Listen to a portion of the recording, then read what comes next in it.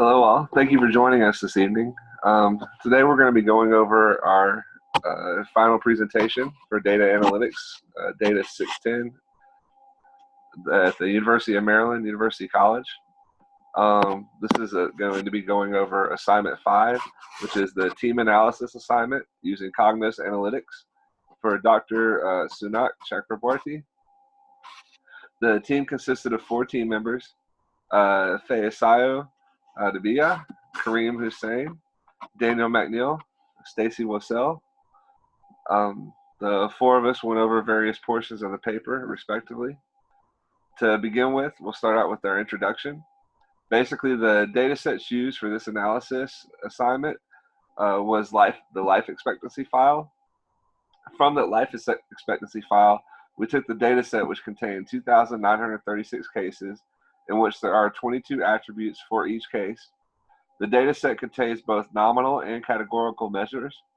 The relevant variables can be easily seen in Figure 1 below.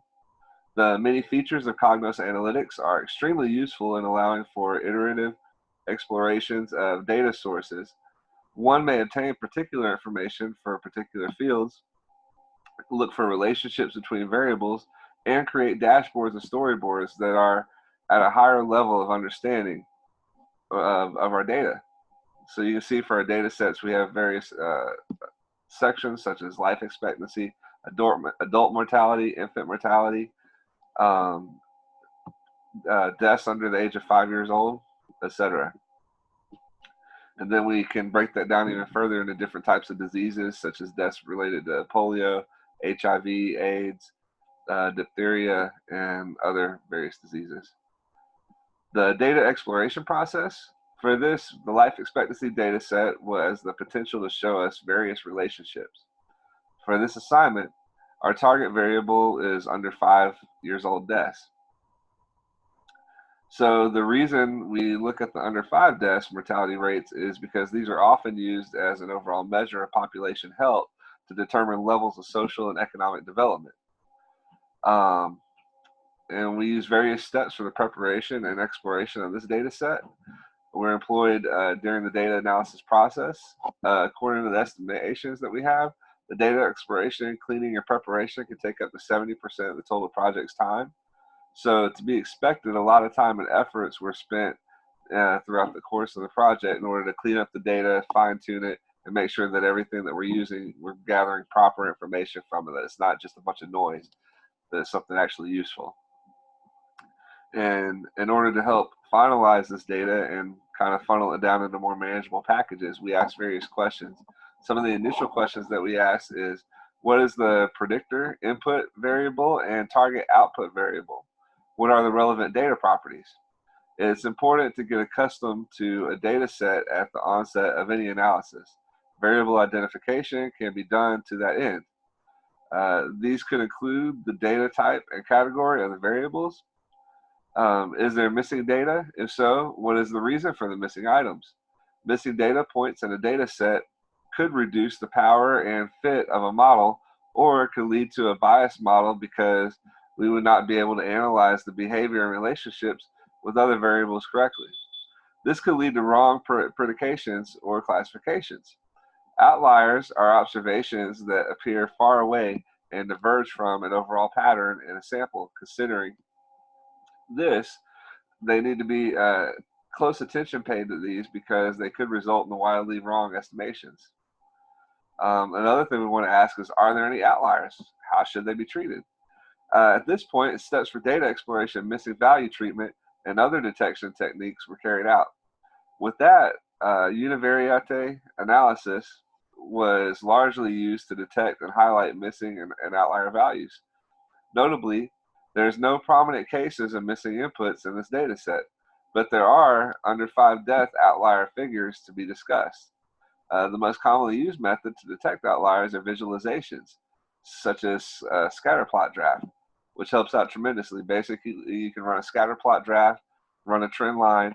Anything outside of the trend line is going to tell you any outliers.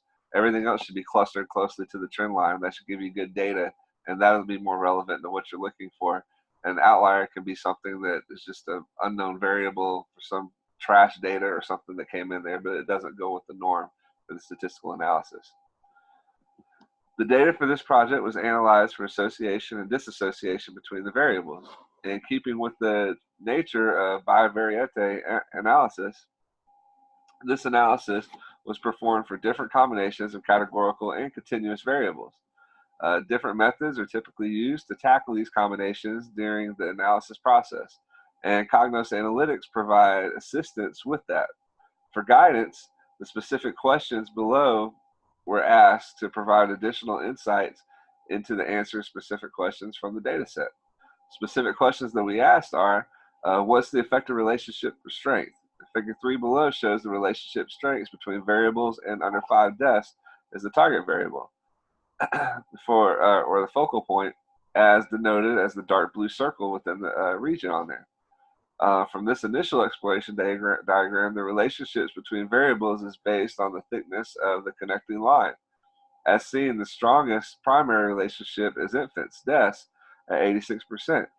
Other direct primary relationships include HIV, AIDS, 45%, status, 38%, life expectancy, 38%, schooling, 36%, income composition of resources, 35%, measles, 34%, body mass index, 32%, and adult mortality lastly being at 31%. Figure 3 shows the relationship between the different variables. The thicker the line is going to be the stronger relationship. So you can see the under 5 deaths and infant deaths is going to have a very strong correlation because it's a very thick line. Same thing as HIV, the weight that it has on life expectancy, it's a thicker line, so it has more of an impact on the overall outcome for that variable. So what drivers have the highest predictive strength, and what is the predictive strength? Well, based on the spiral relationship diagram in figure 4, it's learned that 61% of the total 123,501 under 5 deaths are attributed to the combination of infant deaths, measles, hepatitis B, total expenditure population, and HIV/AIDS. Given the prevalence of infant deaths as a part of under 5 deaths, or analysis includes a calculation that determines infant deaths as a percentage of under 5 deaths. The result is 72% for the entire data set. This was based on visualization used under 5 deaths as the y-axis, resulting in 123,501 total, and infant deaths comprising of 89,033 of those on the x-axis. So as you can see in figure 4, we have the under 5 deaths and the relationship predictors. This tells you basically the different relationships and how they spiral out or into the larger percentages. So for instance, 61% with the infant deaths, 41% with infant deaths and measles, 41% infant deaths and alcohol, so like fetal alcohol syndrome, 34% of just infant deaths, such as SIDS, sudden infant death syndrome, and things like that, 29% measles and body mass index, and other variables as it continues to go down. And percentage-wise, those have less of an impact on the rationale for what caused the infant's death. The data visualization and insights help with the child mortality today is the lowest it has ever been in less than 3 decades. Child mortality has been more than halved, from 12.6 million in 1990 to less than 5.4 million in 2017. Therefore, the first exploration of the data set includes looking at how common the under 5 child deaths were from 2000 to 2015. From the bar graph in figure 5, the data tells us that the sum of all under 5 deaths from 2000 to 2015 is 123,501. The most significant years for infant deaths were 2000 and 2001, with those years having a total value of 19,355, or 15.7% of all years. In addition, the under 5 deaths in 2000 totaled 9,832, but have fallen to 5,785 in 2015. While this is a good drop in under 5 deaths, almost 41% of child mortality is still an enormous tragedy. It's still a tremendous amount of loss of life. You can further analyze the data in questions and include looking at another predictor population to learn exactly where to see the highest amount of under 5 deaths occur in the world. Figure 6 shows basically a diagram of the world map. And the lighter the color, the closer to the light blue or white color, the less amount of deaths. The darker the color, closer to the dark blue or almost a blackish blue color, the higher amount of deaths for under 5. So as you can see, the highest region is going to be Africa and Asia, as far as certain regions within Africa and Asia are going to be the highest predictors for the largest amount of deaths under 5.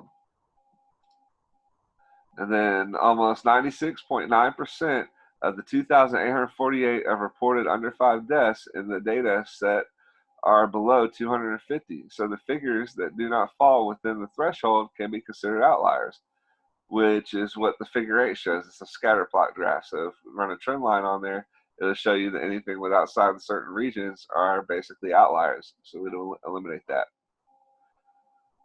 So the country status of developing is a high indication of high under 5 death figures, as developing countries account for 122,574 of the under 5 deaths in the data set.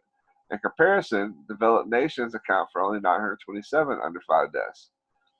Developing versus developed countries.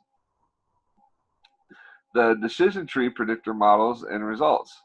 So using historical data available, predictor models in the form of decision trees were able to be created. These models are designed to deal with what is likely to happen next, and will be able to utilize machine learning methods to develop a mathematical relationship between inputs and variables and an output target.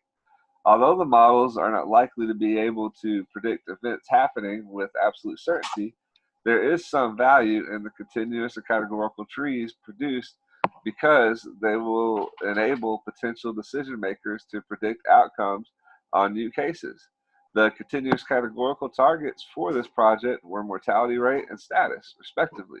In both instances, given the target field, the algorithm searched across all other data fields and added them to the model to improve its strength in predicting the target values. The search across different predictors was iterative. In other words, after the search added one predictor, the most continuously added predictors that improved the model the most. The continuous prediction tree. The target variable used for this model is the life expectancy for each country. Thinness is 5 to 9 years, was the lowest indicator of life expectancy within that, which was less than 0.1%. Figure 10 shows a continuous tree for under 5 deaths in the life expectancy target. So this shows the categorical prediction tree, where the target variable used for this model is the country status, developing versus developed. Whereas the more developed country is going to have less deaths, and the developing country is going to have more deaths. With some of the strongest predictors of alcohol, income, composition of resources, under 5 deaths, and life expectancy predicting the status outcome at 70.1% predictive strength. The life expectancy of developed is 79.12, and developing is 67.08 countries accounts for a 12-year difference.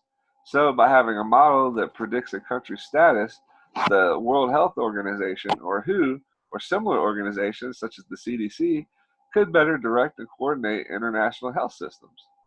The user would be able to identify the level of intervention the country might need depending on the level of development, as dictated by the predictive factors.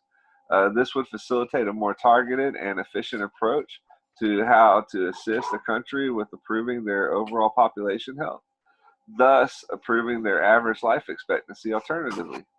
Organizations could create a self-service platform that would allow other country officials to ascertain what types of initiatives they could consider depending on their determined status. In the corresponding tree diagram, the nodes visually show the distribution of the countries by status. This is illustrated by figure 11, which includes a color legend noting each status type and their representative color. So a dashboard that we created, which is the dashboard for life expectancy of adults versus infant mortality due to HIV and AIDS. Excuse me. This dashboard allows for an analysis of overall life expectancy to be compared to several different variables, such as adult mortality, infant mortality, overall mortality, compared to external impacts such as alcohol usage, disease such as measles and HIV/AIDS. It was very interesting to learn that the overall life expectancy is drastically affected by the age and rate of infant mortality. as well as the under 5 age mortality category. For example, while applying filters, if the infant mortality rate frequency is increased, then the adult mortality rate is decreased.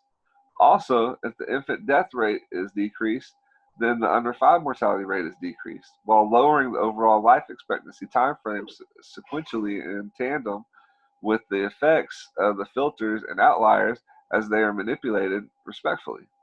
This means that there is a direct correlation between the age of life expectancy overall in relation to the infant and under 5-year-old mortality rates. And lastly, we've got our discussion of relevancy within an organization. It is clear that the data exploration facet of the Cognos Analytics software package has many benefits it can provide to our organization, but it's equally important to capitalize on what can be done with said data. We can see each of our other organizations using the story elements provided by Cognos in a project that explores and analyzes data collected from various segments of our organizations. This can be streamlined into a digestible framework for all to follow. One such framework could be a Cognos dashboard, a story that presents an analysis of the inner workings specific to one of our companies. A staffing and recruiting agency, the analysis could cover the clients we work with and their likelihood to pay for services rendered.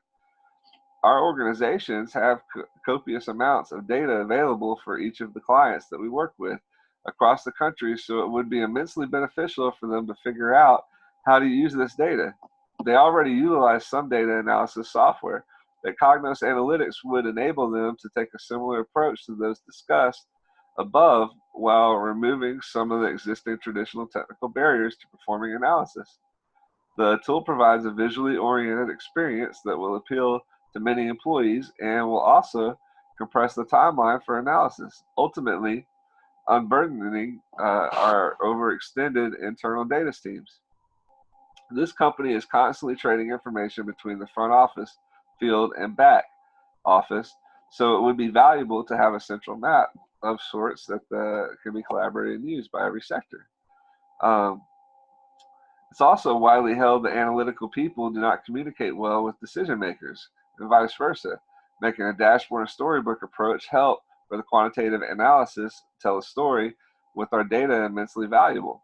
At the end of the day, storytelling tactics can help decision makers develop trusting and beneficial relationships with analysts. There's a much enthusiasm to be held in my organization about analytics and big data.